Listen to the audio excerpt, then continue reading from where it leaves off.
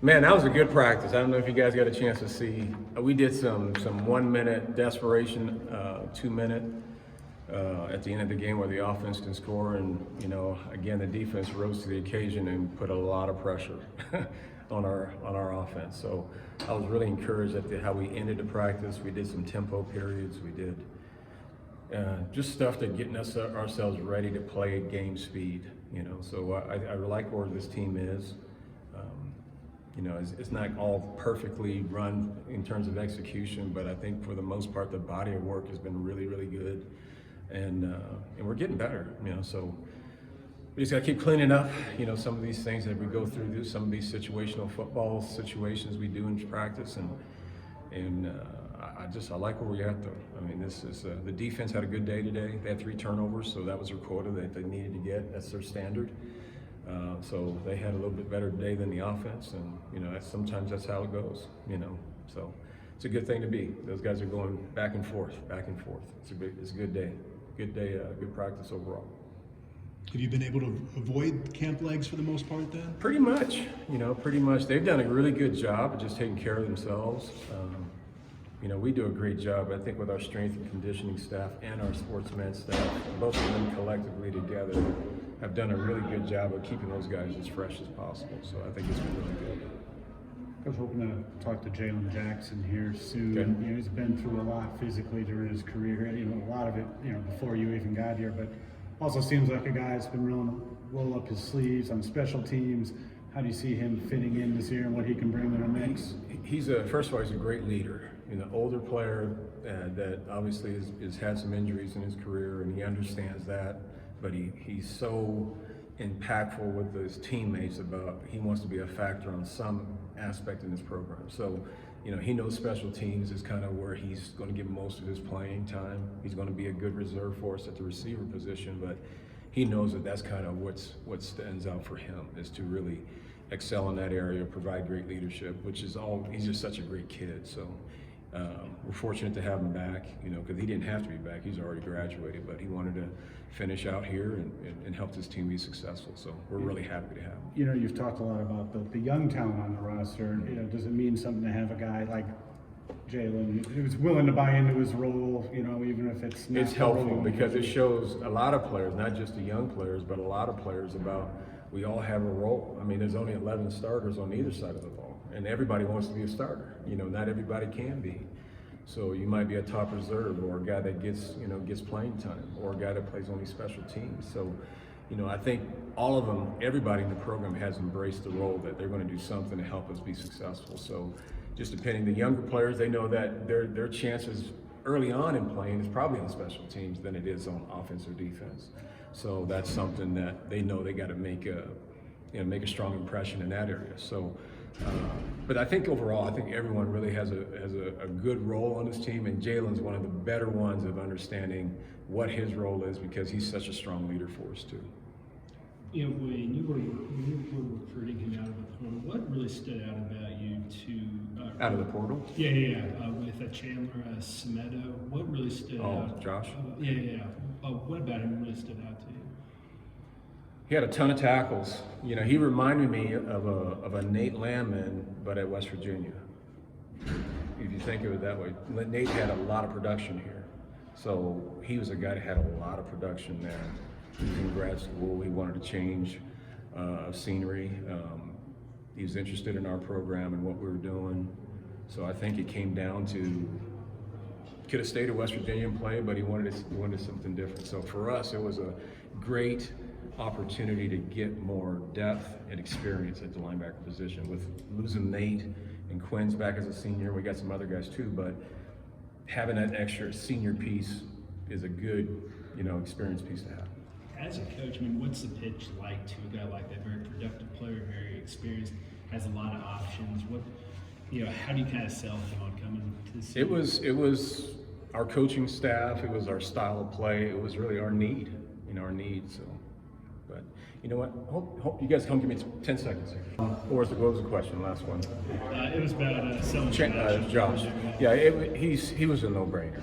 When you watched him on tape and what he was doing, it was like, how can you get this guy in our program that had that kind of experience in production you know, we needed more depth, and it was really an easy sell, and it's a great fit for us. So. What do you feel like Guy is at this point? You know, coming back from the injury, and it was had Guy Thomas, Yeah. you know, spring ball, all that stuff. But where is he at this point as he prepares for the season?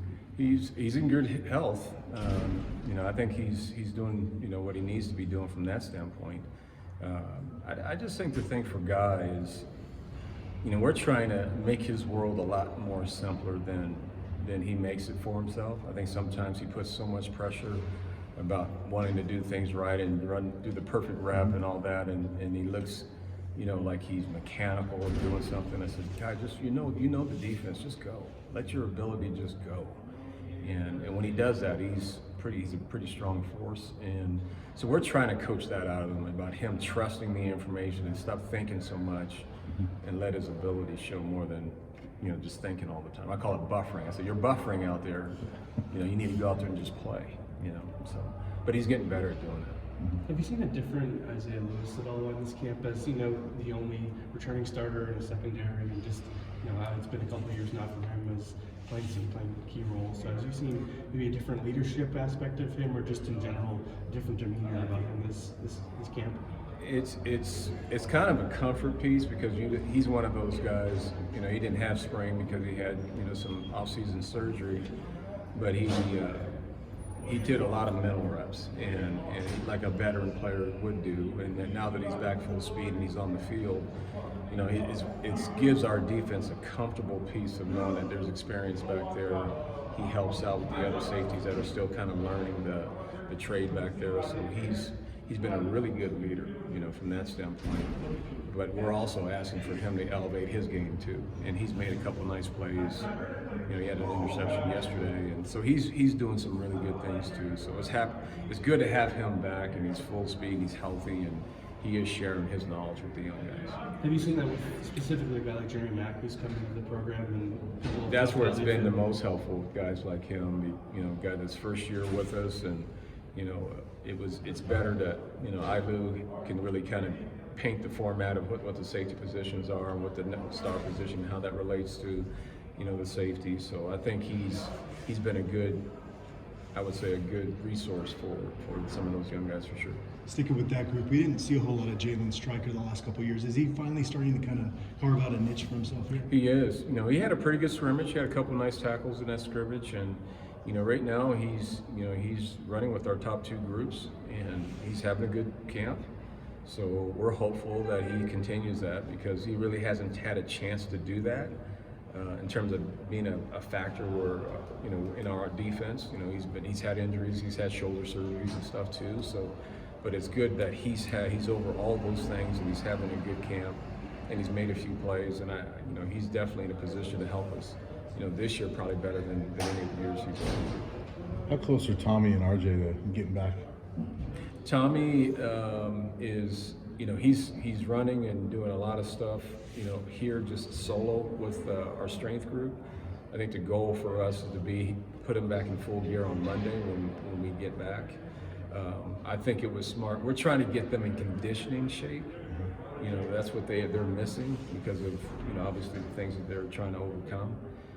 So this has been a week for both, like he and RJ. RJ's in a similar boat. He'll be in practice on Monday too. But we're trying to get those guys a conditioning base so that they can join us and be in fairly decent shape. And hopefully in 2 weeks' time we can get those guys ready to do some things. We had talked with you on Saturday about Maurice Bell. I was curious, what sort of impact can you envision him having this season? You know, even with coming off that, what could be a devastating injury for him like that? Yeah, he's had an injury a year ago, so he missed the season. But you know, in a lot of ways, his career, in my opinion, parallels really what Daniel Arias' career has been. You know, they both have played a lot, but haven't had a lot of production, haven't been featured as much. You know, I think both of them are going to have, I would say, their best years of their careers this year. You know, and it's fun to see a guy like Maurice getting over his injury and surgery, and he's full speed, 100%. It looks great. So it's good to see him back to normal. And Daniel's been playing really well since the spring. So I think both those guys have, in a lot of ways, have been kind of overshadowed for a long period of time here, I think they're going to have a chance to have some breakout seasons for themselves. All right, thanks, Coach. Thanks, Coach. Thank you.